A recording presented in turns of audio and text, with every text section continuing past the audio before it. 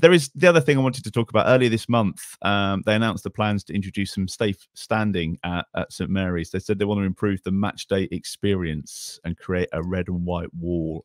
There's been a lot on social media about this, as you can imagine. I think there was a meeting of a supporters group this week as well. Heard a few little bits about that. Obviously, the proposal would involve moving away fans to a different part of the ground. Everybody's going to have a slightly different opinion on how that's going to work.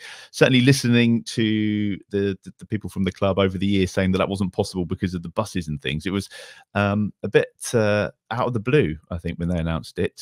What were your initial thoughts on that, Glenn? Do you think it's a good thing? Is the intention right, or does it need to be thought out a bit more?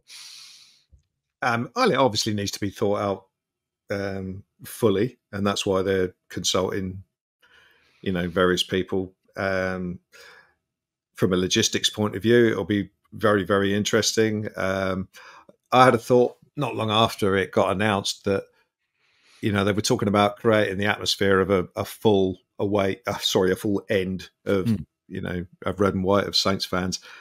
But to me, moving the away fans up to the family end means you just sort of split the chapel end. So you're just moving the problem to the other end, sort of thing. So, and I remember when we were at the Dell and they did all the changes for the Taylor report and all that sort of stuff, the Archers Road end became home fans only, and the away fans got moved to the side, in the west stand, I think. It's sort of east, like in the west stand. East. Oh, the east was it? But they got moved to the side, so they couldn't be as big an influence on the when they were attacking down that end, sort of thing. So I don't know if it's logistically possible, but I would like the away fans to be stuck in either the Kingsland or the Itchen. I'm not sure the Itchen is possible because of the because of the hospitality bit and obviously the dugouts and whatnot over that end.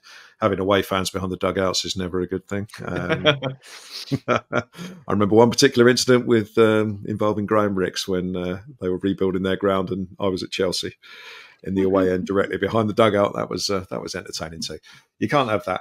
But I'll be interested to see how it works out. I think Alfie's raised concerns about being sort of like worried about people being forced, if you like, from cheaper areas of the ground and having to pay more money through no fault of their own. Broadly, I think it's a good thing, and we'll see how it works out. I'm sure all the hopefully the right decisions will be made, and the people who want to sort of like stand up in the safe standing bit can all be accommodated. But I think there's a lot of water to go under the bridge before it becomes a reality. Because to be honest, moving the away fans up to where the family stand is now, I kind of thought, I can see a few issues with that.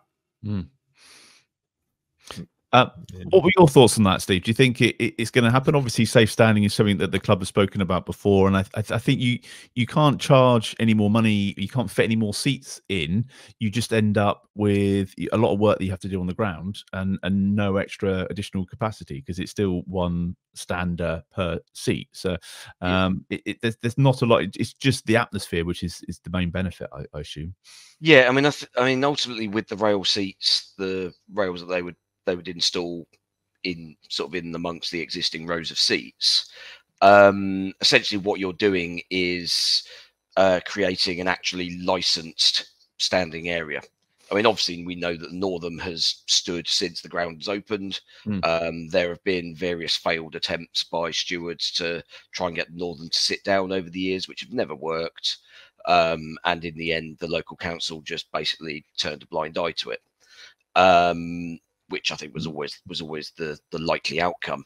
But doing it this way, where you've got a dedicated bit, where also everybody who's buying tickets in that area knows that it's standing and knows what experience they're going to have in that environment. So I think it's good from that perspective in terms of making sure everyone is sort of fully aware and fully eyes wide open when they buy a ticket for the Northam stand. You're going to be standing. Or if you want to sit, you ain't going to be able to see. and nobody's gonna come to your rescue and have stewards saying to the people in front of you, sit down, because that's not what that section is going to be about now. Doing the whole stand and kind of moving the away fans. The problem with that, from a logistical perspective, is that there are a lot of people that go to the game and have chosen their season ticket seat specifically so they are next to the away fans, whether that's in the Northern or whether that's in the Itchin. And all that's going to happen with those people is that they are going to up sticks and move to wherever the new away section is moved to.